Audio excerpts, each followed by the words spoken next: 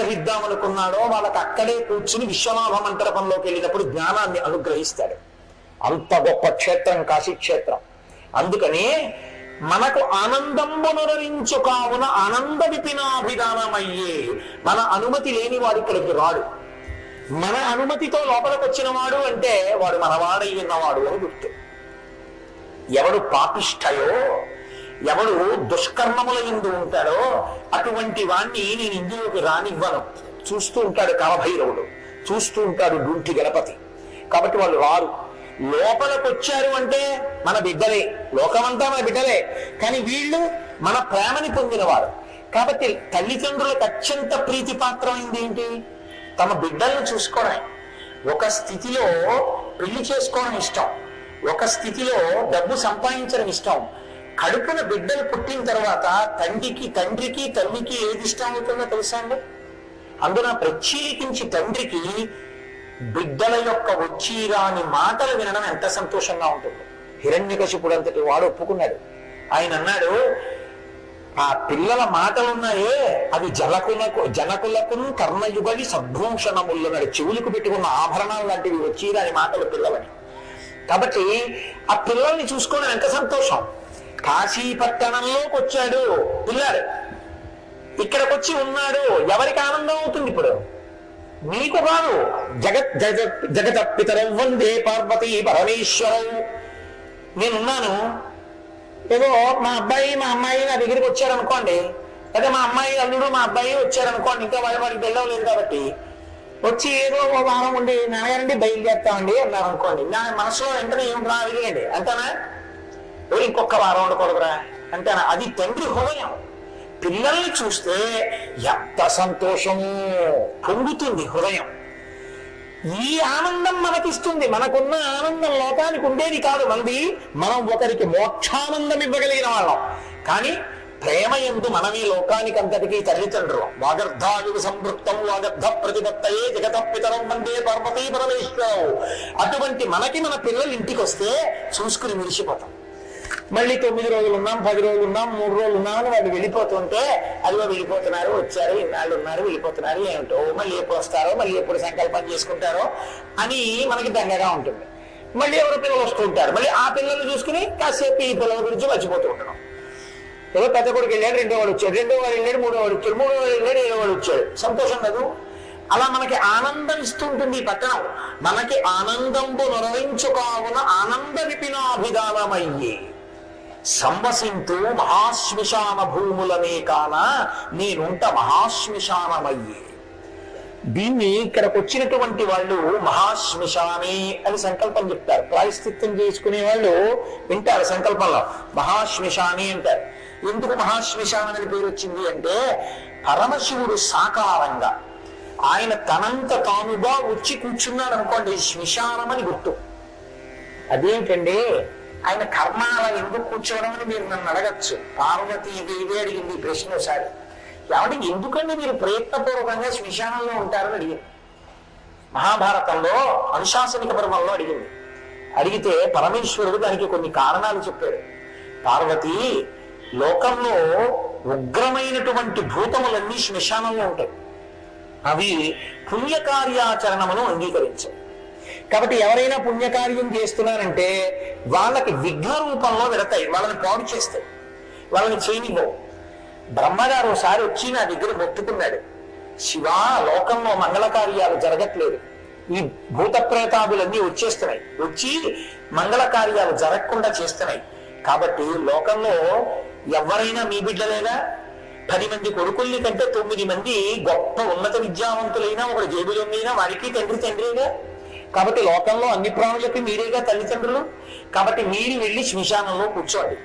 కూర్చుంటే వాళ్ళు వెడతా అంటే ఎవ్వరో ఇక్కడే ఉండండి అన్నారు అనుకోండి, మీరు చూడండి అందరూ వచ్చేయండి అంటే నా వెనకాల వస్తుంటారు.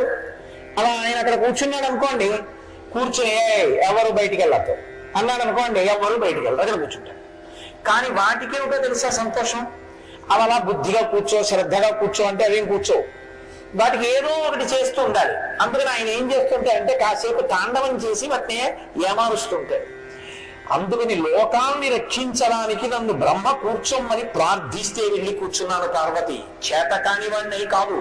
నేనక్కడ కూర్చోపోతే వీళ్ళు ఏ పుణ్యకార్యం చేయలేరు. నేను కూర్చున్నాను కాబట్టి చేసుకుంటున్నారు. శివనింద చేస్తే సరే అయితే వెళ్ళండ్రా అన్నాడు అనుకోండి, వాళ్ళ బతుకైపోయినట్టే. కాబట్టి శివనింద చేయకూడదు, మహాపాపం. అందుకు కూర్చుంటారు. ఒకటో కారణం. రెండో కారణం ఏంటో తెలుసా?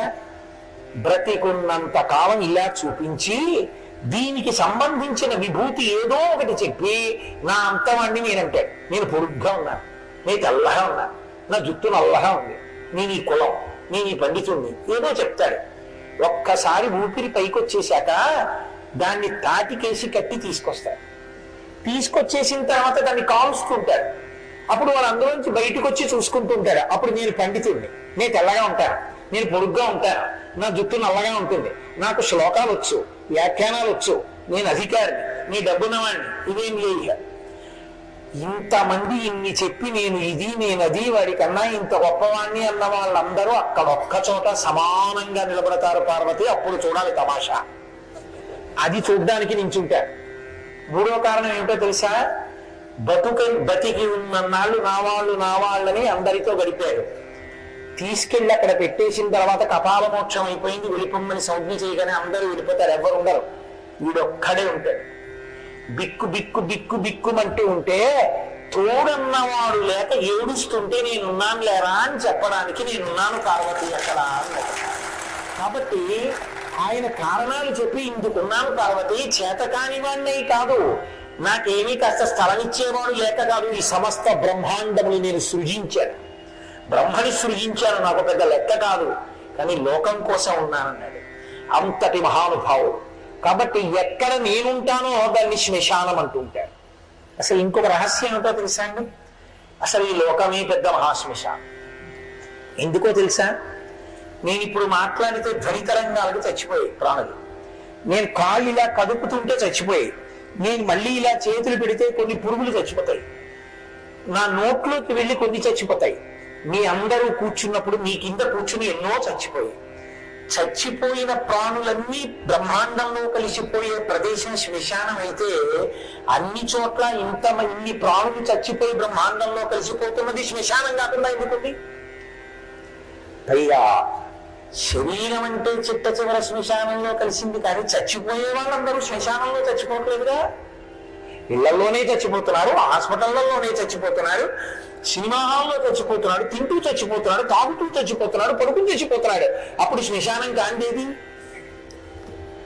లోకమే పెద్ద శ్మశానం. రెండే ప్రతిపాదనలు ఉంటే లోకమంతా శ్మశానం అనండి, లేకపోతే అసలు ఏది శ్మశానం కాదనండి. తప్ప ఆయన ఉన్నది శ్మశానం అంటే అంతకన్నా అన్యాయం లేదు. లేదా ఆయన చెప్పిన సిద్ధాంతాన్ని అంగీకరించండి, అంతే. తప్ప శివలింగ చేయడానికి మార్గాలు వెతకండి. కాబట్టి అటువంటి మహానుభావుడైనటువంటి పరమేశ్వరుడు ఎక్కడుంటాడో దాన్ని మహాశ్మశానం అని పిలుస్తూ ఉంటారు. దీన్ని మహాశ్మశానం అంటారు పార్వతి. ఎందుకో తెలుసా? ఎప్పుడు నేను ఇక్కడే కూర్చుంటాను, ఈ క్షేత్రంలోనే కూర్చుంటాను. నేనున్నాను కాబట్టి దీన్ని మహాశ్మశానం అన్నారు. ఎక్కడైనా చచ్చిపోయారనుకోండి, మరి శరీరాన్ని కాల్చడానికి దక్షిణాన శ్మశానానికి తీసుకెళ్తారు. ఈ పంచక్రోశములలో చచ్చిపోయారనుకోండి, వాడు పరమేశ్వరుణ్ణి చేరుతాడు. ఎందుకంటే ఆయన పాదాల దగ్గరే చచ్చిపోవాలి. మరి ఈ ఊళ్ళోకి వచ్చి తింటే ఆయన పాదాల దగ్గర, తాగితే ఆయన పాదాల దగ్గర, ఏదో ఆడుకుంటే ఆయన పాదాల దగ్గర, పడుకుంటే ఆయన పాదాల దగ్గర అయితే చచ్చిపోతే ఎక్కడ వాళ్ళు? ఆయన పాదాల దగ్గరే అవ్వాలి. ఆయన పాదాల దగ్గర చచ్చిపోయిన వాడు ఆయనలో వెళ్ళిపోతే ఎక్కడికి వెళ్తారు? అందుకే శాస్త్రంలో ఒక గొప్ప మాట ఉంది, మృత్యు భీతి విడిచిపెట్టి వెళ్ళవలసిన ఊరు ఏదైనా ఉంటే కాశీ ఒక్కటే. నేను చచ్చిపోతానన్న బెంగ పెట్టుకోక. ఎందుకో తెలుసా? ఇక చచ్చిపోవడానికి అవకాశం లేకుండా పోయింది. ఇదే ఆఖరి చావు. కాశీలో చచ్చిపోయిన వాడు ఈశ్వరుల్లో వెళ్ళిపోయాడు కాబట్టి పుట్టడు కాబట్టి చావడం. ఇంకో చోట చచ్చిపోతే మళ్ళీ పుట్టాలి కాబట్టి వీడు. ఇక ఎలాగో తప్పని చావు. ఇక్కడ చచ్చిపోతే ఇక చావలసిన అవసరమే లేకుండా దరిద్రం వెళ్ళిపోయింది కాబట్టి సంతోషించాలి. కాబట్టి మృత్యుభయం విడిచిపెట్టి వెళ్ళవలసిన ఊరు ఏదైనా ఉంటే కాశీ ఒక్కటే అని చెప్పారు. కాబట్టి పార్వతి అనిశంబ మన చేత అవిముక్తమయ్యొంక ముగ్ధాక్షి ఇది అవిముక్తమయ్యి మనకు ఆనందంబునరించు కావున ఆనంద విపినాభిధానమయ్యి సంవసింతు మహాశ్మశాన భూములనే కాన ఇది నేనుంటా మహాశ్మశానమయ్యి. నూరంత ప్రొద్దుంత ఉండు రుద్రుండనే నగుట చేసి ఇక రుద్రగేహాఖ్యయ్యి. రుద్ర అన్న శబ్దానికి అనేకమైన అర్థాలున్నాయి. ప్రధానంగా ఏడుపుని తీసేసేవారు రుద్రుడు. ఏడుపు ఎప్పుడు ఉంటుంది? దీంతో ఉంటే ఏడుపు. దీనికో చేమ పుట్టిందో, తేలు పుట్టిందో, పాము పుట్టిందో, లేకపోతే దీనికో కొడుకుట్లేదనో, కూతురుట్లేదనో, కూతురికి పెళ్ళలేదనో, పెళ్ళైతే అది ఎక్కడికో ఏదో తీశారు వెళ్ళిపోయిందని మన దగ్గర లేదనో, ఈ ఏడుపులన్నీ ఇది ఉంటాయి. అసలు దీంతో లేకుండా ఆత్మగా ఉంటే ఏమీ లేవు కదా. కాబట్టి ఏడుపు లేని ప్రదేశం ఏదైనా ఉంటే ఇదొక్కటే. ఇప్పుడు చచ్చిపోయిన వాడి గురించి ఏడుపు ఎందుకు ఏడవాలండి అంటే, ఎందుకు ఏడవాలో తెలుసా? నిజానికి వాడు చనిపోతున్నప్పుడు వాడి బ్రహ్మస్థానం దద్దలవలేదని ఏడవాలి. అరే వీడి ఇంత గొప్ప శరీరంలోకి వచ్చాడు రా, వీడి ప్రాణోత్క్రమణం అయినప్పుడు తల చెట్ల లేదు, తల చెట్ల లేదు కాబట్టి వీడు మళ్ళీ వస్తాడేమో శరీరంలో, ఇంటికి ఏడవాలి. కాబట్టి ఏం చేస్తారు? అలా బాగుండదు 10 మందికి చెప్తేనని కట్టెల మీద పెట్టి తల తగిలిపోయిన తర్వాత మా వాడికి కపాల మోక్షం అయిపోయిందని పోయి స్నానం చేసి ఇంటికి వచ్చేస్తారు. అదో దొంగ మళ్ళీ. ఇక్కడ పోతే వాడికి కపాల మోక్షం అవ్వలేదని అక్కర్లేదు, ఇక్కడ పోయిన వాడు ఈశ్వరుల్లో కలిసిపోయాడు. కాబట్టి నేను ఏడుపుని తీసేస్తుంటా. ఇక్కడ ఏడవడానికి కారణం లేదు, పోయాడని ఏడవడానికి ఏం లేదు. నువ్వు జాగ్రత్త పడు, వాడు వెళ్ళిపోయిన మార్గం నీకు దొరకద్దు. అందుకని వాడు కాశీలో పోయాడు, నువ్వు ఎక్కడ పోతావు? వాడు కాశీలో పోయాడంటే ఇక మళ్ళీ రాడు, వాడు అదృష్టవంతుడు. ఇప్పుడు నువ్వు ఏడవడం కాదు, తస్మాత్ జాగ్రత్త, నేను అలా ఉంటానా కాశీపట్టణంలో సమయంలో అని నీ గురించి ఏడవాలేమో కానీ వాడి గురించి ఏడవడానికి లేదు. నీ గురించి నువ్వు ఏడవడం అంటే నీ గురించి నీకు పరాకొచ్చింది కాబట్టి మంచి లక్షణంలో ఉన్నావు, అది ఎరుపు కాదు. ఉత్తమమైన శోకమే కాదు. కాబట్టి ఇప్పుడు రుద్రగేహాఖ్యయ్యే వరుణయు అసియు కూడిట. ఇక్కడ వరుణ అసి అన్న 2 నదులు గంగా నది ప్రవాహం అర్ధచంద్రాకారంలో ఉంటే ఒకటి ఒక చివర ఒకటి దాంతో సంగమిస్తాయి. సంగమించినప్పుడు అది చూడ్డానికి ఎంత అందంగా ఉంటుందో, ఇలా గంగా అర్ధచంద్రాకారంగా ఉంటుంది. ఒక చివర అసి, ఒక చివర వరుణ, 2 గంగా నదిలో కలుస్తాయి. కలిసినప్పుడు అది ఎంత అందమైనదో. అందుకని అక్షరసరవి చేత వారణాసి, అక్షరములను కలిపేశాం.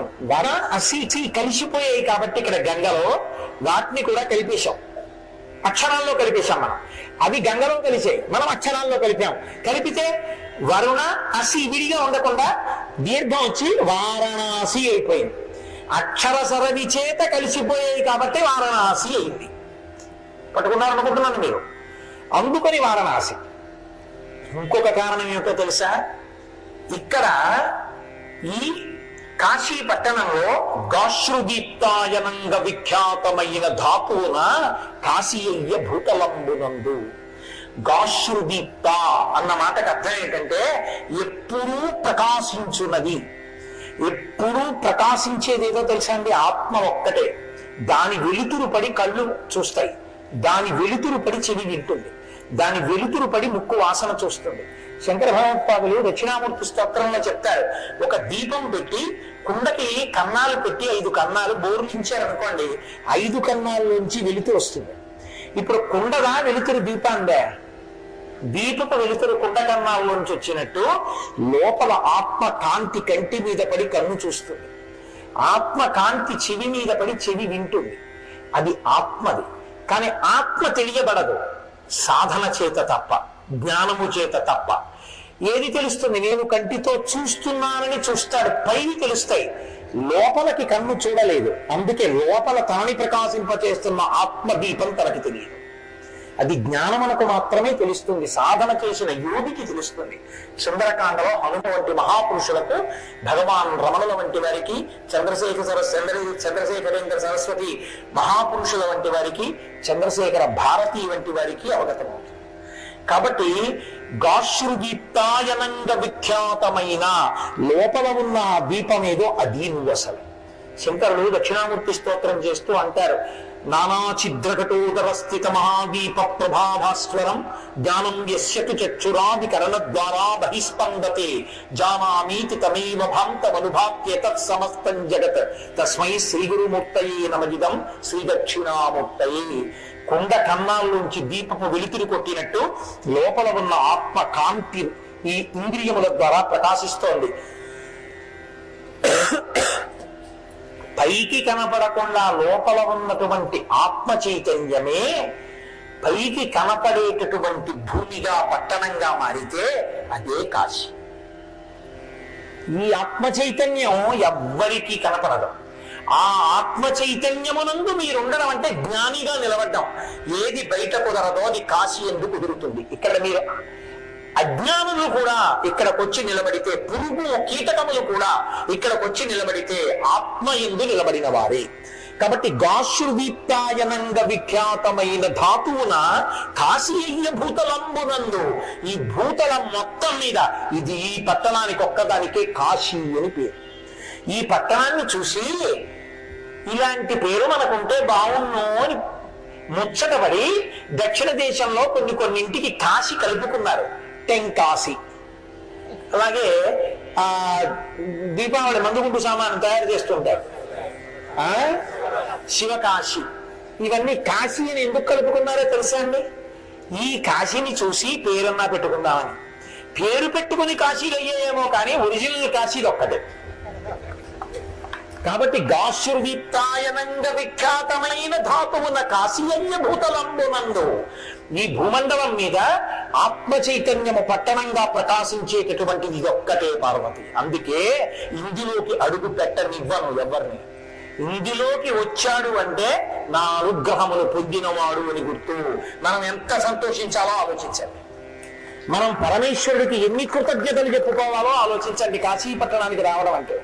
కాబట్టి ఇందుకు రానివ్వు ఉగ్రభూతములు. వీడు ఇంత అభ్యున్నతిని పొందితే ఇక మళ్ళీ పుట్టడం మళ్ళీ చావడం ఉండదు వీడికి. మనం ఇలా ఏడుస్తున్నాం, వీడు మళ్ళా ఏడవాలని అవి చూస్తాయి. ఆనందమునందు నిలబడతాడు పరమేశ్వరుడు. అందుకని కాశీయ భూతలంబునందు, ఈ పట్టణం ఇంత గొప్పది పార్వతి అని పరమేశ్వరుడు స్వయంగా పార్వతీదేవికి చెప్పాడు. ఈ పట్టణం యొక్క గొప్పతనం ఏంటో తెలుసా అండి?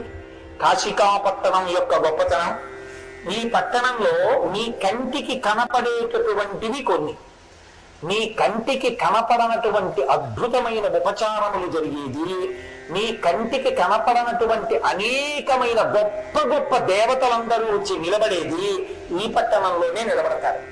ఎందుకో తెలుసా? కాశీఖండం చేస్తూ శ్రీనాథ మహాకవి అంటాడు ఒక చోట. ఆయన అన్నాడు, ఈ పట్టణం ఎంత గొప్పదో తెలుసా? శివుని నివాళించు శేషాహి నడిరేయి బహుఫణారత్న దీపముల చేత,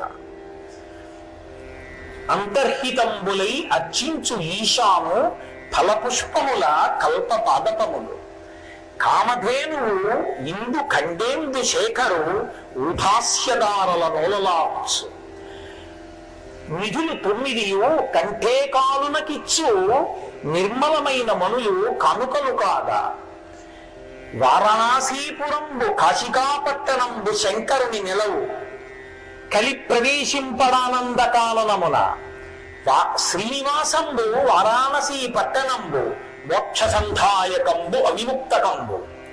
ఈ పట్టణం యొక్క గొప్పతనం ఏంటంటే, దీనికి అర్ధరాత్రి ఖచ్చితంగా 12 గంటలు అయ్యేటప్పటికీ గుడి తలుపులన్నీ మూసేసి ఉండగా మహానుభావుడైనటువంటి శేషుడు 1000 పడగలతో వస్తాట గుడిలోకి.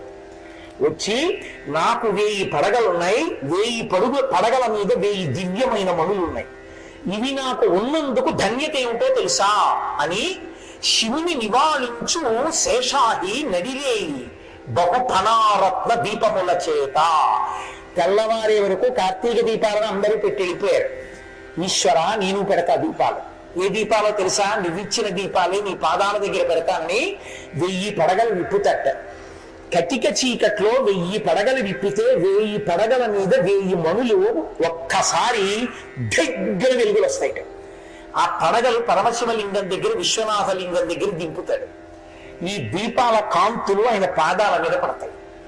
పరమేశ్వర నాకు 1000 పడగలు, పడగల మీద మణులు ఉన్నందుకు నిన్ను సేవించుకున్నానని వెళ్ళిపోతాట శేషుడు. అర్ధరాత్రి విశ్వనాథుణ్ణి శేషుడు 1000 పడగల మీద మణులతో దీపకాంతుల చేత సేవించే పట్టణం కాశికా పట్టణం. కాబట్టి శివుని నివాళించు నడిలే ఈ శేషాహి బహుఫణారత్న దీపముల చేత, అంతర్హితంబులై అర్చించు ఈశాను ఫల పుష్పముల కల్ప పాదపములు. కల్పవృక్షములన్నీ కూడా వచ్చి రాత్రి పరమేశ్వరుడి దగ్గర నిలబడి తాము పూసినటువంటి పూలు, తమకి కాసిన కాయలు పరమేశ్వరుడి దగ్గర పెట్టి పరమేశ్వర స్వీకరించండి అని నివేదన చేస్తాయి. అర్ధరాత్రి వేళ శేషుడు వస్తాడు, కల్పవృక్షములు వస్తాయి, వాటి పువ్వులతో పూజ చేసి వాటి పళ్ళు ఆయనకి పెట్టి పెడతాయి. అంతర్హితంబులై మీరు వెళ్ళి చూద్దామంటే మీకు కనపడవు, నీ కంటి శక్తికి కనపడని రీతిలో వస్తాయి. అంతర్హితంబులై అర్చించు ఈశాను ఫల పుష్పముల కల్ప పాదపములు. కామధేనువు ఇందు ఖండేందు శేఖరు నుధాస్యదారల నొలలార్చు. రాత్రి కామధేనువు తన దూడతో వస్తుంది, ధేనువుతో వచ్చి పరమేశ్వరుని యొక్క విశ్వనాథలింగం దగ్గరికి వెళ్ళి 2 కాళ్ళు ముందు పెట్టి ఆ పొదుగు ఆయన శివలింగం మీద వచ్చేటట్టుగా పెట్టి పాల ధారలు అలా కురిపించేస్తుంది. తెల్లటి పాలలో నల్లటి ఆ శివలింగం ఇలా తడిసి ముద్దయిపోయి పాలతో ఇలా నిండిపోయే వరకు పరమశివుడు అబ్బా కామధేనువా నాకు ఇంకా చాలు పరవశించిపోయారు అనేంత వరకు ఓలవారుస్తుంది టైం. అలా విడిచిపెడుతుంది పాలు. కాబట్టి అక్కడ కామధేనువు నిలబడి అభిషేకం చేస్తున్నాయి. కామధేనువు ఇందు ఖండేందు మౌళి ఇందు ఖండేందు శేఖరు వృధాస్యదారల నొలలార్చు. అక్కడ 9 మణులు, అక్కడ ఉండేటటువంటివి 9 నిధులు, నవనిధులు అంటుంటాం కదా మనం, అవి కంఠే కానునకిచ్చు నిర్మల మణులు కానుకలు కాగా నిర్మలమైనటువంటి మణులు తీసుకొచ్చి రాత్రి వేళలో ఆ 9 నిధులు కూడా ఒక్కొక్క మణిని పరమశివుడికి ప్రసాదించి ఆయన అనుగ్రహం కోసం ఆయనకి కైంకర్యంగా సమర్పించుకుని వెళ్ళిపోతాయి. కాబట్టి నవనిధులు వచ్చి ఇక్కడ విశ్వనాథలింగాన్ని సేవిస్తూ ఉంటాయి. ఇది ఈ కాశికాపట్టణంబు శంకరుని నెలవు. పరమశివుడికి చిరునామా చెప్పవలసి వచ్చింది అనుకోండి, కైలాసం కాదు, ఈ భూమండలం మీద ఏదో తెలుసా అండి, ఇదే శివ కాశీ అంటే వెళ్ళిపోతుంది. ఇదే ఆయన అడ్రస్.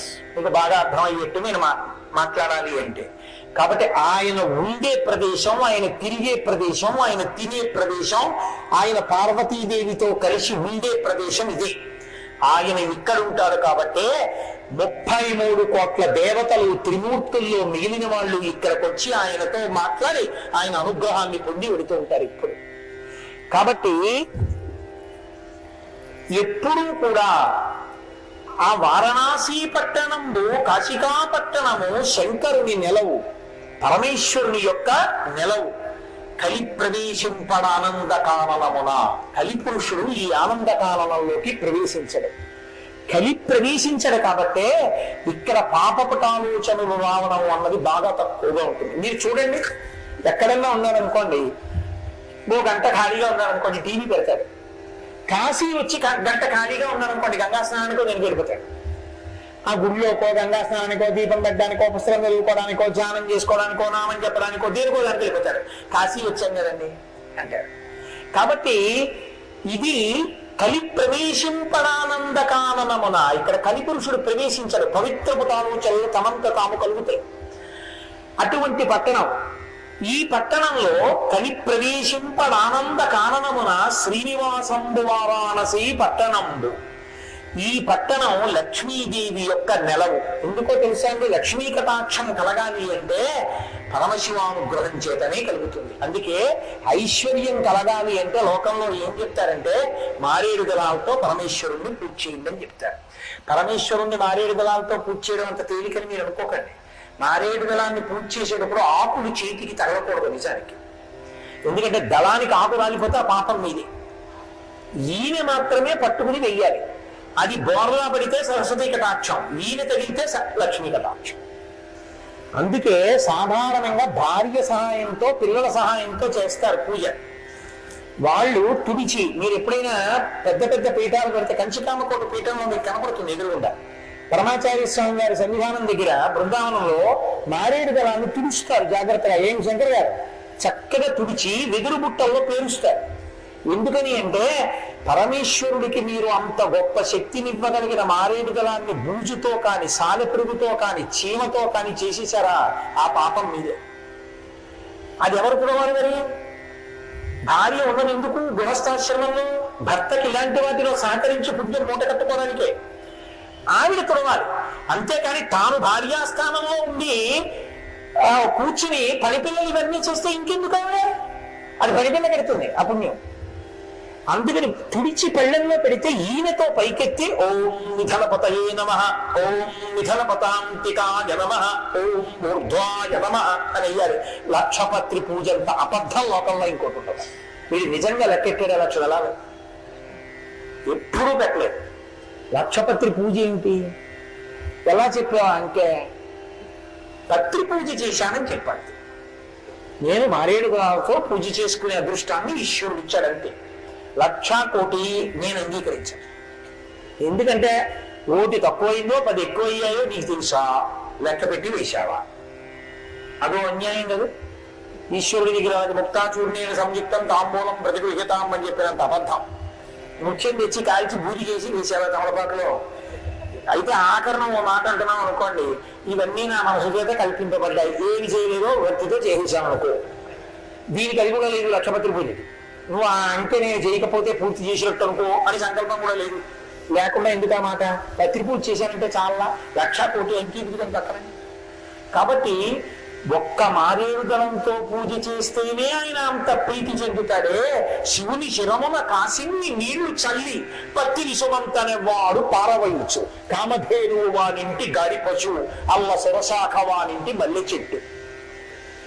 నిజానికి శివార్చనలో ఏం చేస్తారండి, నీళ్లు గల్లేస్తారంతే. పట్టుకెళ్ళి నిజంగా అభిషేకం అంటే పరవశించిపోతూ ఇలా పాత్రతో పోస్తున్నాడా, ఉద్ధరణితో ఇలా అంటాడు. అవన్నీ విసరడం కాదు. ఇన్ని నీళ్లు ఆయన ఇస్తే వాడు చెంబుతో పోయి ఉద్ధరణితో పోస్తాడు వీడు. కాశీని నీళ్లు చల్లి పత్తిని సుమంతనే వాడు పారవయచ్చు. లక్షపత్రి పూజ అన్న ప్రహసనం మీరు చూడాలి ఎప్పుడైనా. ఇలా పట్టుకుంటే తడి ముద్ద ఒత్తి అయిపోయి అందులో ఎక్కడుంటాయో తెలుసా? లక్షపత్రి పూజ చేసే బిల్వాలు ఎక్కడున్నాయని మీరు వెళ్ళి అడగండి ఎవరినైనా. నేల మీద ఉంటాయి. మీరు చేసేది లక్షపత్రి పూజ కాదు, పునః పూజ. అవి ఎప్పుడో అయిపోయాయి. నేల మీద పడగానే పృథ్వీలింగానికి పూజ అయిపోయింది. ఈ పృథివంతా శివస్వరూపం. కంచిలో పృథ్వీలింగం, జంబుకేశ్వరంలో జలలింగం, అరుణాచలంలో అగ్నిలింగం, చిదంబరంలో ఆకాశలింగం, శ్రీకాళహస్తిలో వాయులింగం, కోణార్కలో సూర్యలింగం, సీతాకుండంలో చంద్రలింగం, కాఠ్మండూలో యజమానలింగం. 8 ఆయన అయినప్పుడు భూమి మీద దళాలు తీసుకెళ్లి కాలేస్తే అయిపోవాలి. ఆ పూజ నువ్వు చేసింది పునః పూజ. మళ్ళీ ఆ దళాలతో ఇంకోసారి చేశారు. ఉజ్జయిని కాదు, మళ్ళీ చేయడానికి నువ్వు కాదు కాబట్టి నువ్వు చేసింది అపచారం. కానీ ఆయన ఫోన్ లేని ఉపచారం కింద వేసుకున్నాడంతే లెక్కలో. నువ్వేమో కొత్త చాపేసావా, దాని మీద పెట్టావా, లెక్క పెట్టావా, తుంచావా, ఏం చేశాను నచ్చదు మాత్రం చెప్తావు. అబద్ధం కాదు. సరే ఎక్కడితో తెలిసిన విషయం నాకు ఎందుకు, ఫోన్ ఇలాగే అంటాడని అనుకుంటారు. కాబట్టి ఒక్క మారేడు దళం వేస్తేనే అంత లక్ష్మీ కటాక్షం ఇవ్వగలిగిన పరమేశ్వరుడే ఇక్కడ ఉన్నాడు. ఆయన ఎంత పొంగిపోతారు మీరు ఏం చేసినా. అందుకే వ్యాసుడు చెప్పుకున్నారండి కాశీపట్టణంలో, అమ్మా మేము ఇక్కడ అన్నం ఎలా తింటామో తెలుసా? మేము అన్నం ఇక్కడ తినేటప్పుడు అమ్మా తిన్నగా తీసుకొచ్చి పెట్టుకుని నైవేద్యం పెట్టి తినాం. ముందు తీసుకెళ్లి ఒక పాత్రలో పెట్టి గంగా నదిలో కలుపుతాం. ఇవాళ మనందరం అలాగే తిన్నాం. ఇక్కడ మనందరం మధ్యాహ్న కాలమునందు ప్రసాదం తీసుకునే ముందు ఒక ఆకులో పెట్టి ప్రసాదాన్ని ప్రత్యేకంగా కారులో తీసుకెళ్లి మొట్టమొదటి విస్తరి గంగా నదిలో సమర్పించాం. మహానైవేద్యాన్ని స్వామి హనుమకి సమర్పించి తర్వాత ప్రసాదంగా తీసుకున్నాం. కాశీపట్టణంలో ఎలా తినాలో వ్యాసుడు చెప్పాడు. కాబట్టి మనం అలాగే తిన్నాం ఇవాళ పరమేశ్వర అనుగ్రహంతో. ఇవాళ కాదు, ఇక్కడ ఉన్నన్నాళ్ళు అలాగే తింటాం. ఉన్నన్నాళ్ళు మొట్టమొదటి విస్తరి గంగానదికి పెడుతుంది. వెళ్ళి గంగానదిలో కలిపి వచ్చాకే ప్రసాదం పెడతాం. కాబట్టి మహానుభావుడి దగ్గర కూర్చుని ఏది చేస్తే ఆయన ఇక్కడ లక్ష్మిని ఇవ్వడు, ఏది కావాలన్నా ఇస్తాడు ఇక్కడ. అందుకే శ్రీనివాసంబు వారాణసీ పట్టణంబు శ్రీకి నెలవు. ఇక్కడికి వచ్చిన వాళ్ళందరూ ఆయన దగ్గర కావలసినవన్నీ పట్టుకుని వెళ్ళిపోతుంటారు. ఆయన అనుగ్రహించేస్తుంటాడు. ఇక్కడ ముక్తి సంధాయకంబు అవిముక్తకంబు, ఇక్కడ మోక్షం కలుగుతూ ఉంటుంది. అందుకే ఈ మోక్ష సంధాయకంబు అవిముక్తకంబు, అవిముక్తకము అన్న పేరుతో మోక్షాన్ని పొందడానికి ఈ లోకంలో హేతువైన పట్టణం ఇదొక్కటే. శంకరాచార్య వారు ఏమన్నారో తెలుసా అండి? అసలు శంకర భగవత్పాదులకు వచ్చిన ఆలోచన వంటి ఆలోచన లోకంలో ఎవరికి రాదు. అద్భుతంగా చెప్తారు మహానుభావుడు ఇది చెప్పారు. ఆయన అన్నారు, కాశీధన్యతమా విముక్తి నగరీ సాలంకృత గంగయా త్వత్తీరే మణికర్ణికా సుఖకరీ ముక్తి తత్కింకరీ స్వర్లోకస్తులిత సహైశ్చ విభుతైః కాశ్యా సమం బ్రహ్మణ కాశీక్షోణితలే స్థితా గురుతరా స్వర్గో లఘుత్వం గతః అన్నారు. ఆయన అన్నారు కాశీధన్యతమా, ఈ కాశీ పట్టణం అంత ధన్యమైన పట్టణం ఇంకోటి లేదు. ఎందువల్ల అసలు ఈ కాశీ పట్టణమే అంత గొప్పది. దీనికి తోడు బంగారుపు పళ్ళానికి గోడ చేరుపులా ఇంకా కొన్ని కలిసి కాశీధన్యతమా విముక్తి నగరీ సాలంకృత గంగయా. మనం ఆడపిల్లని కన్యాదానం చేసేటప్పుడు సాలంకృత కన్యాదానం అంటాం, అలంకారం చేస్తాం. అలా అసలే ఇంత గొప్ప కాశీ పట్టణం, దీనికి ఒక పెద్ద అలంకారం వచ్చింది. ఏమిటో అలంకారం? మెడలో చంద్రహారం వేసామనుకోండి, హారం వేస్తే ఇలా ఉంటుంది. అంతేకాని కుత్తి కంటి అని ఇలా కంఠానికి నొక్కుకునేటట్టు వేసుకోరాదు, ఆభరణం పెట్టుకుంటారు. కానీ సాధారణంగా ఆభరణం వేసుకుంటే ఇలా ఉంటుంది గొలుసు, అది అందాన్ని పెంచుతుంది అని ఒక నానుడి. కాశీపట్టణమే తనంత తాను ఇంత గొప్పదైతే దీని అందం పెంచడానికి ఆభరణం వచ్చింది. ఏమిటది? సాలంకృత గంగయా. గంగ అర్ధచంద్రాకారంలో ఉంది ఇక్కడ. కాబట్టి కాశీధన్యతమా విముక్తి నగరీ సాలంకృత గంగయా తత్తీరే మణికర్ణికా. అసలు గంగే గొప్పదంటే మళ్ళీ ఆ గంగలో మణికర్ణికా తీర్థం అసలు చెప్పనేక్కర్లేదు. అంత గొప్పది ఊరో చెప్తా మీకు మణికర్ణికా తీర్థం గొప్పతనం ఏంటో. అంత గొప్పది మణికర్ణిక. తత్తీరే మణికర్ణికా సుఖకరీ, ఎటువంటి సుఖాన్నైనా ఇస్తుంది.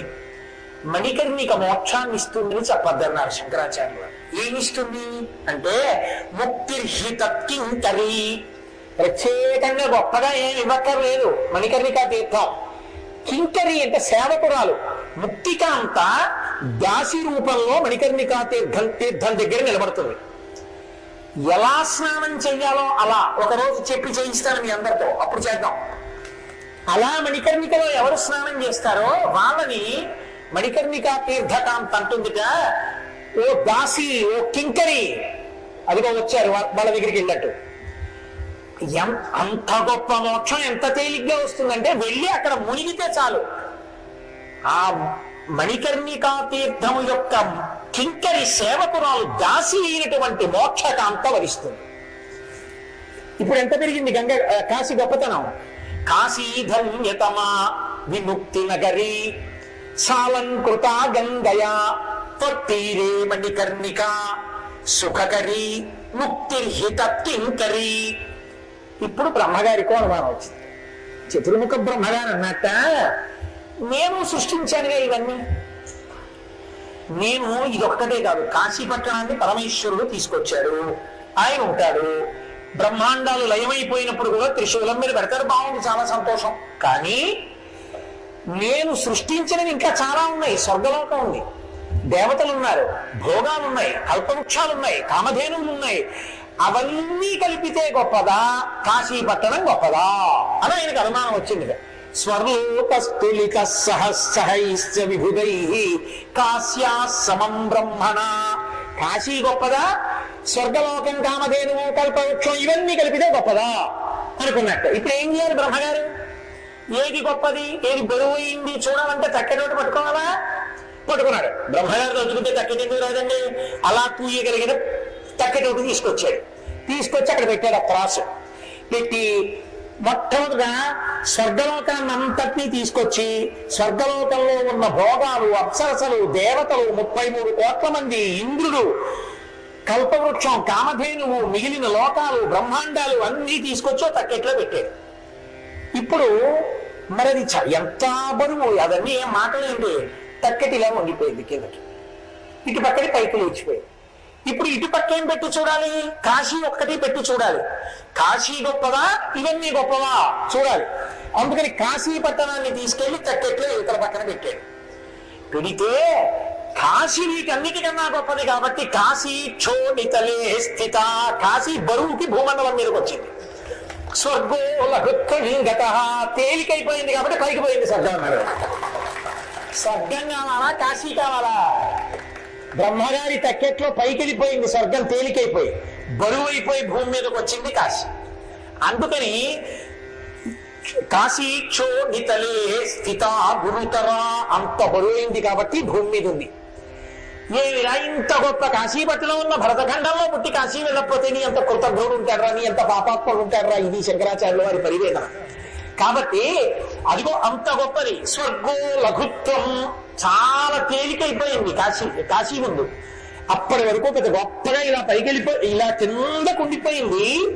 ఎవరిని ఇటు పట్టినా పైకెళ్ళదేమో అనుకున్నది, కాశీని ఇలా పెట్టేటప్పటికి ఠక్కలా పోయింది పైకి. కాశీ బరువు వల్ల భూమి మీదకి వచ్చి ఉండిపోయింది.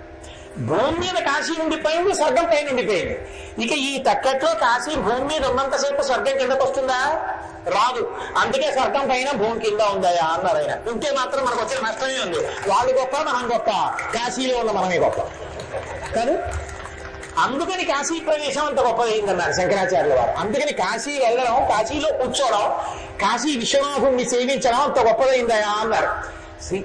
కాశీపట్టణ ప్రవేశం, కాశీపట్టణంలో పరమేశ్వరుణ్ణి సేవించడం, ఇక్కడికొచ్చి కూర్చోవడం ఎంత గొప్పదో చెప్పారు. అందులో అన్నారు, అఖిల కాలంబు శంభు నర్చించిన ఫలంబు సహృదీక్షణమున సంభవించు. కొన్ని కోట్ల జన్మల పాటు పరమ శివభక్తితో పరమేశ్వరుణ్ణి మహాన్యాసపూర్వక రుద్రాభిషేకంతో షట్కాలమలయంలో అభిషేకం చేసి మారేడు దళాలతో పూజ చేసినటువంటి వాడు పొందినటువంటి ఫలితం గొప్పదా? అలా వెళ్ళిపోతూ ఇలా చూడకుండా విశ్వనాథలింగాన్ని ఓసారి ఇలా చూసి అలా వెళ్ళిపోయిన వాడు గొప్పవాడా అంటే, ఇలా చూసి అలా వెళ్ళిపోయిన వాడే గొప్పవాడు. ఆ పుణ్యం ఈ పుణ్యానికి సరిపోదు. సకృత్ ఒక్కసారి, సకృన్నత్వానత్వా అంటారు సౌందర్యలహరిలో శంకరులు. సకృదీక్షణమున సంభవించు. ఒక్కసారి విశ్వనాథలింగం వంక ఇలా చూశాడా, వాడు కొన్ని కోట్ల జన్మల శివాభిషేకం పూజ చేసినటువంటి ఫలితం కన్నా గొప్ప ఫలితాన్ని పొందేస్తున్నాడు. అది కాశీపట్టణం యొక్క వైభవం. కాబట్టి అఖిల కాలంబు శంభు నర్చించిన ఫలంబు సహృదీక్షణమున సంభవించు. ఒక్కసారి చూస్తే వస్తాం. అలాగే ఇక్కడికి వచ్చినటువంటి వాళ్ళు భవ సహస్రముల చేసిన పుణ్యంబు కంటెను ఒక్క ప్రదక్షిణమునకు ఉపమ కాదు. కొన్ని కోట్ల జన్మలలో చేసినటువంటి పుణ్యమంతా తీసుకొచ్చి ఓ పక్కన, విశ్వనాథుడి శివలింగం చుట్టూ ఇలా తిరిగినటువంటి పుణ్యం ఓ పక్కన పెడితే ఏది గొప్పది అంటే అలా పోల్చద్దు. అసలు ఉపమ కాదు. ఈ ప్రదక్షిణానికి కొన్ని కోట్ల జన్మల పుణ్యానికి పోలిక లేదు. అలా పోల్చవద్దు, సరిపోదు. కాశీలో విశ్వనాథలింగం చుట్టూ తెలిసో తెలియకో తిరగడం అంత గొప్పది కాబట్టి అలా పోల్చద్దు అసలు అన్నారు. అసలు పోల్చడానికే పనికి రాకపోతే కోట్ల జన్మల పుణ్యం విశ్వనాథలింగం చుట్టూ తిరగడం ఇంకా ఎంత గొప్పదై ఉండాలి. కాశీపట్టణంలో ఆ శివాలయం చుట్టూ, విశ్వనాథ మందిరం చుట్టూ తిరగడం, ఆయన శివలింగం చుట్టూ ప్రదక్షిణం చేయడం, హాయిగా ఎక్కడ పడితే అక్కడ ప్రత్యేకించి మఠాల్లో కూడా సమాన స్థాయి దీపం పెట్టడం, ఇక్కడికి వచ్చి కూర్చుని మంచి మాటలు మాట్లాడుకోవడం, భగవత్కథ శ్రవణం చేయడం ఎంత గొప్పవి. కాబట్టి అది ఆ భవ సహస్రముల చేసిన పుణ్యఫలంబు ఒక్క ప్రదక్షిణమునకు ఉపమ కాదు. ఒక ప్రదక్షిణంతో సమానం కానే కాదు. పుష్ప సమర్పణమును పోలునే షోడశ మహాదానములు కాండముల కూడి. ఒకే ఒక పువ్వు తీసుకెళ్లి అలా వెళ్ళిపోతూ సశాస్త్రీయంగా పూజ చేశానా అని కూడా చూడకుండా ఇలా విశ్వనాథలింగం మీద పడేసి వెళ్ళిపోయాడు ఒకడు. ఇప్పుడు వాడి పుణ్యం గొప్పదా, లేకపోతే 16 రకములైనటువంటి దానములను యథావిధిగా భూదానం, హిరణ్యదానం ఇవన్నీ చేసిన వాడు గొప్పవాడా అంటే, కాశీ విశ్వేశ్వరలింగం మీద ఒక పువ్వు వేసిన వాడు అంత గొప్పవాడు. ఒక్క పువ్వు విసిరినవాడు, భక్తితోనో భక్తి లేకనో వెళ్ళి వేశాడు. దీని ముందు షోడశ మహాదానములు కాండములతో కూడి సరిపోవాలి. చాలవు. అంత గొప్ప ఫలితం కేవలము ఇలా ఇచ్చేస్తారు. తలకూడు అశ్వమేధ బలంబు పంచామృత స్నాన విశేషము ఆచరింప